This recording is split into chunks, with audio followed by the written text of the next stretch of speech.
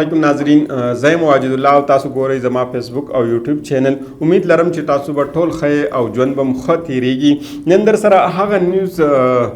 شیر کوم کومه نیوز چې تاسو ته نه په الکترونیک میډیا باندې به تاسو ته ملاویږي، نه به درته په سرکاري چینلو ملاویږي، نه به درته په پرایویټ چینلو ملاویږي، چې په هغې کې څلور کسان چې کوم دي د هغې نیوز دي او ډېر زیات اهم دي. چې په هغې کې اعتزاز احسن صاحب چې کوم دی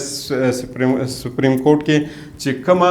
پټیشن دایر کړی دی هغې پټیشن متن څه دی هغه به در سره شیر کوو. لطیف کوسه صاحب حوالې سره به درته وایو، شهریار افریدي صاحب حوالې سره به درته وایو او شاه محمود قریشي صاحب حوالې سره به درته وایو. ستاسو په علم کې دا چې په 9 مئی نه مخکې په پاکستان کې حالات څه او د 9 مئی د واقعاتو نه پاس په ملک کې حالات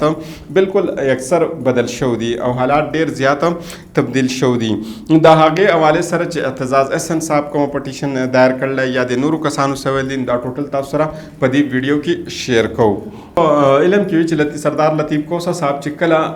وکیله کنونشن ته کې تقریر کړی بیا د هغې نه پس د هغې په کور باندې فایرنګ کړی شوی تر هغې حوالې سره به هم درته وایو. او د اعتزاز احسن چې کومه یو ډېر قداور شخصیت دی د هغې پرسنلټي ډېره زیاته اهمه ده چې په سیاست کې هم ښه غټ نوم لري، په وکالت کې هم د هغوی ډېر ښه نوم دی او د هغوی نورو هم داسې پرسنلټي ډېره زیاته ښایسته ده، خلک یې ډېر ښه خوښوي په معاشره کې. نو هغې په سپریم کورټ کې دا کومه پټیشن چې دایر کړی تر د دې حوالې سره درته یم او دیو د سپریم کورټ دا دروازه چې کومه دا یې هم ټکولې ده. بیا وایي چې په پوجي عدالتونو کې چې دا کومه مقدمات چې کوم دي د 9 مئی نو وایي دا چې د قانون خلاف دي او په قانون کې داسې نشته چې کومه سویلین دا کومه ټرایل چې کومه وي چې دا په آرمي پرایویټ یا الکترونیک میډیا ته وګورو نو په هغې کې چې یوه ایجنډا ده چې صرف عمران خان صاحب ماینس کې په دغه یوه ایجنډا باندې کار کیږي او تاسو چې څومره نیوز ګورئ څومره چینلې ګورئ په هغه ټولو کې په دغه یوه ایجنډا باندې خبرې کیږي او چېرته به هم تاسو د عمران خان صاحب نوم وانه اورئ. لیکن نن به موږ تاسو سره په دې ویډیو کې چې کومه زمینی کومه په ځمکه باندې چې کومه حقایق دي او پاکستانی خلک څه غواړي دا ټوټل به زه نن تاسو سره شیر کوم. بیا درته شیخ رشید صاحب حوالې سره هم وایم. شیخ رشید صاحب وایي چې دا څنګه حکومت دی چې په 9 میاشتو کې 2 وزیران چې کومه دي هغې وکم سل یعنی 93 بیروني دورې کړې دي. شیخ رشید صاحب وایي چې دا څنګه حکومت کېدی شي او دا څنګه غریب حکومت دی چې په هغې کې په 9 میاشتو کې 2 وزیران دي او هغې وکم سل یعنی 93 بیروني دورې کړې دي او په هغې باندې د حکومت خرچې کړې دي. حالات تاسو ته پته ده چې د شیخ رشید صاحب حالات ډېر زیات سخت دي او ډېر زیات ټایټ شو دي او په هغه باندې د پاسه یو ګور دایره هم لګول ده چې دا د عمران خان صاحب سره ولې ولاړ دی او په دې حالات کې د عمران خان صاحب ولې نه پرېږدي چې ډېرو کسانو پرېښی دی. نو تاسو ته شیخ رشید صاحب په حوالې سره هم معلوم ده خو هغه داسې پریډکشن یې ډېرې کوي نو دا د هغې پریډکشن دی. اوس که موږ د پاکستان ریل او حقیقت راشو نو پاکستان خساره چې کومه ده 40% چې کومه ده دا زیاته شو ده. ترسیلات چې کومه دي دا 14% کم شو دي او برآمدات چې زمونږ څومره دي د بهر نه چې کم شو دا زمونږ 12% کم شو دي. شرح نمود چې کومه ده دا زمونږ د 6% نه راغورځېدل ده او 0.029% ته رارسېدل ده. بیا هم په ملک کې دا نارې کېږي چې اسحاق ډار صاحب چې کومه دا ډېر ښه سړی دی، د پاکستان معیشت چې کومه دا ډېر په بهترۍ روان دی او د اسحاق ډار صاحب په حوالې سره هېڅ قسمه خبره مه کوئ. د شریف خاندان په حوالې سره هېڅ خبره کول نه دي پکار ځکه چې ملک ډېر زیات بهترۍ طرف ته روان دی او په ملک هغه بهتر او هغه ترقیاته حالات کې روان دی چې په کمې کې 75 ساله پورې نه ورسېدلی. نو دا حالات تاسو خپله باندې لیدلی شئ او په خپله په دې باندې فیصله کولی شي چې واقع په دې 75 کالو کې پاکستان واقع په دې کال کې دومره په ترقۍ سره تللی دی. بیا په ډېر ځایونو کې دا مشورې روانې دي چې دا کومه حکومت چې کومه دی چې دا ختم کړی شي او یو نوی حکومت راشي او الیکشن وشي نو د هغې دپاره ډېر کسان په خپلو کې مشورې هم کوي. نو ډېر زر به موږ وایو چې کومه زموږ سره انټرم ګورنمنټ دی چې کومه زموږ سره هغه به راشي. خو شهریار افریدي صاحب چې کله عدالت ته پیش کړو نو هغوی ډېر زیات انکشافات وکړو. په هغې کې هغوی ویل چې زه خو په ډیت سیل کې ایښودلی یم او د هغه ډیت سیل نه مې هم حالات ډېر زیات بدتر دي هغې وایي چې زما نه یو ډیمانډ کېږي چې تاسو عمران خان صاحب پرېږدئ او یو پریس کانفرنس وکړئ، بیا به تاسو دپاره اسانتیا وي چې چېرته ځئ چې څنګه ژوند تېروئ نو هلته لاړ شئ. خو هغه وایي چې زما په یو الله باندې یقین دی او دا ممکنه نه ده چې زه د عمران خان صاحب پرېږدم، زه د حضرت محمد صلی الله علیه وسلم امتي یم او بیا دې هم زه عمران خان په دې سخت حالات کې پرېږدم نو دا زما دپاره ممکنه نه ده او پاسبل نه ده. هغه وایي چې په هېڅ حالات باندې زه هم عمران خان صاحب نه پرېږدم. بیا چودھری اعتزاز احسن صاحب چې کومه پټیشن دایر کړی دی په سپریم کورټ کې، دا اوس د سپریم کورټ دپاره او د چیف جسټس عمر عطا بنیال صاحب دپاره هم یو غټ د امتحان ټیم دی چې هغه د دې حالاتو نه څنګه وځي، څنګه فیصلې کوي او په دې مشکل وختونو کې څنګه فیصلې کېدلی شي. او اعتزاز احسن چې کومه دی هغه چې دا کومه پټیشن دایر کړلی نو په هغې کې د هغې چې کومه مین متن دی هغې دا به تاسو سره مخکې هغې ټوټل پټیشن چې کومه دی هغه به درته وایم، خو د هغې نه مخکې دوی وایي چې زموږ د دې پټیشن چې کومه اهم مقصد دی چې سویلین دا کومه ټرایل چې کېږي په آرمي کورټس کې دا وایي غیر آئیني دي، د هغه دا استدعا کړله چې دا د غیر آئیني قرار شي. اعتزاز احسن صاحب چې وکیل کومه دی هغه سلمان اکرم راجا صاحب دی چې یو نوجوان او یو پړه لیکه ځوان دی او ډېر زیات انرجیټیک هم دی او طاقتور هم دی او اعتزاز احسن صاحب په خپله هم خپل وکیل جوړېدلی شي. خو پاک حکومت چې کومه دی که تاسو څو ورځې مخکې کتلی نو هغوی یو قرارداد هم پیش کړی او پاس کړی هم دی چې دا سویلین ته دي په آرمي کورټس کې ټرایل ورکړی شي. نو دا آینده وخت کې به د دې په حوالې سره هم پته ولګي چې یو جمهوري حکومت څنګه سویلین ټرایل کورټس ته بوځي. نو دا فیصله به په راتلونکي وخت کې کېږي چې تاریخ مزید بیا سوی په تاریخ کې موږ هم داسې ډېرې فیصلې مخکې هم لیدلې دي. وایي دا د اعتزاز احسن صاحب وایي چې سویلین ټرایل چې کومه دی دا آرمي ایکټ کې چې کومه سیکشن 2 او 59 دی وایي دا د دې سره متصادم دی، یعنی د دې سره اپوزیټ دی، یعنی متصادم دی د دې سره. وایي د آرمي ایکټ سیکشن 2 او 59 چې کومه دی دا چې دا د کالعدم قرار شي. آرمی ایکٹ سیکشن 94 او 1970 یعنی 94 او 1900 چې کومه رولز جوړ شوي دي دا د غیر آئیني قرار شي. او انسداد دهشتګردۍ چې کوم ملزمان دي دا د عسکري حکام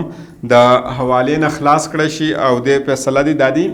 غیر آئیني قرار شي یا د کالعدم قرار شي چې کوم عسکري حکام سره کوم سویلین خلک موجود دي. وای عسکري حکام سره چې حراست کې کوم کسان ورکړلی نو د دې په باره کې دی فیصله وکړه شي چې دا دی بار راوستل شي او په سویلین کورټس کې دی دیو ته ټرایل ورکړه شي. وای دا کومه درخواست چې اعتزاز احسن صاحب یا دا کومه پټیشن چې هغې دایر کړی دی نو په هغې کې شهباز شریف، خواجه آصف صاحب او رانس ناالله صاحب فریق جوړ کړی دی او د چیرمین پی ټی آی عمران خان صاحب یې پکې یو فریق جوړ کړی دی. 15 آی جی ایس چې کوم دی هغه یې پکې فریق جوړ کړلی، وزیر داخله او وزیر دفاع پکې هم فریق جوړ کړلی. دا یو اهم پټیشن دی، دا به په راتلونکي وخت کې د دې پټیشن به هم پته لګي چې تاریخ کې دا پټیشن څه کوي. بیا چې لطیف کوسه صاحب کله خپل کور ته لاړی هغوی چې کومه وکلا کنونشن کې کومه خطاب کړه د هغې نه بعد د هغوی په کور باندې حمله کړی شوې وه نو د هغې اعتزاز احسن صاحب وایي چې زه هم د هغې مذمت کوم چې دا د دوی په کور باندې دا حمله نه کول پکار. بیا اعتزاز احسن صاحب وایي چې دا 21 ترمیم چې کومه دی 21 ترمیم چې کوم په هغې کې صرف د 2 کالو دپاره د پوځي عدالتونو ته حق ورکړی چې د سویلین ټرایل دی په هغې کې وشي، خو هغه یو سپیسیفیک یعنی یو خاص یو مخصوص وخت و ځکه چې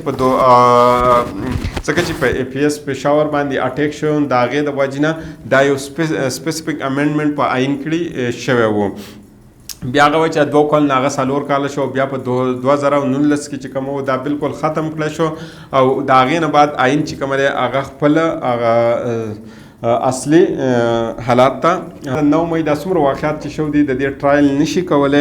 عدالتونه چې څه سزا کله سناوي، اعتزاز احسن صاحب وایي چې عدالت چې کله څه سزا سناوي د هغې نه پس هغې د هغې وضاحت لیکي چې دا سزا دي ته په څه حالات کې ملاو شوه او د هغې پوره ډیټیل هغه ورکوي. خو په پوځي عدالتونو کې ډیټیل نه لیکلی کېږي، یعنی د هغې وضاحت نه لیکلی کېږي او په دې کې صرف یو سټمپ په هغې باندې وایي او بیا د هغې نه پس دا وایي چې دې کس ته یا د عمر قید ملاو شو یا د سزای موت دی چې څه قسمه کیس وي هغې باندې صرف یو سټمپ والی کېږي او دوباره هغې ته د اپیل کولو څه اپشن هم نه ورکوي چې دوباره پای کې لکه څنګه چې په سویلین کورټس کې اپیل ملاویږي هغه شانته د اپیل حق هغې ته هم نه ملاویږي هلته.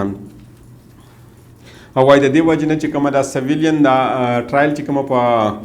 آرمی کورټس یا په فوجي عدالتونو کې کېږي نو هلته ډېر زیات مسایل د دې د وجې نه پیدا شوي دي. اعتزاز احسن صاحب وایي چې موږ دا منو چې فوجي عدالتونه په پاکستاني آئین مطابق دي خو د دې ختمي فیصله چې کومه ده په 1999 یعنی په 1999 کې شو وه.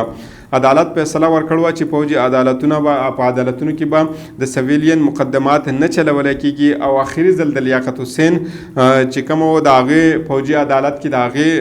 کیس چلیدلی و. بیا د هغې نه پس په 2014 کې چې په ای پی ایس پېښور باندې کومه حمله شو نو په هغې کې یو سپیشل امینډمنټ شو چې هغه صرف د 2 کالو دپاره بیا چې وروستي هغه د 4 کالو دپاره ایکسټینډ شو خو بیا په 2019 کې هغه ختم شوی دی. وایي اوس چې کومه د 9 مۍ دا څومره واقعه چې شو د وایي دا ډېره زیات افسوسناک هم ده او په پاکستان کې وایي داسې څوک به نه وي چې هغه به د دې مذمت نه کوي. خو وایي چې د سویلین دا کومه فوجي عدالتونو کې ته وړل یا هلته د دې کیس چلول چې کومه دا غیر قانوني دي او دا نه دی پکار. او د 9 مۍ ټرایل چې څومره کومه دي دا په فوجي عدالتونو کې کول غیر قانوني دي. بیا وایي چې فوجي عدالتونو کې وایي چې د فوجي عدالتونو کې وایي داسې ستاسو سره داسې اپشن هم نه وي چې تاسو اپیل وکئ لکه څرنګه چې بار په عام عدالتونو کې یا په سویلین عدالتونو کې وي. نو وایي هلته دا خطره به وي چې هلته به چاته انصاف میلاو نشي یا به د انصاف خلاف به وي. نو دارنګې وایي په فوجي عدالتونو کې چې کومه دی وکیل چې کومه هغه دلایل هم نه ورکوي. نو وایي د دې وجې نه د انصاف تقاضا چې کومه ده دا کمی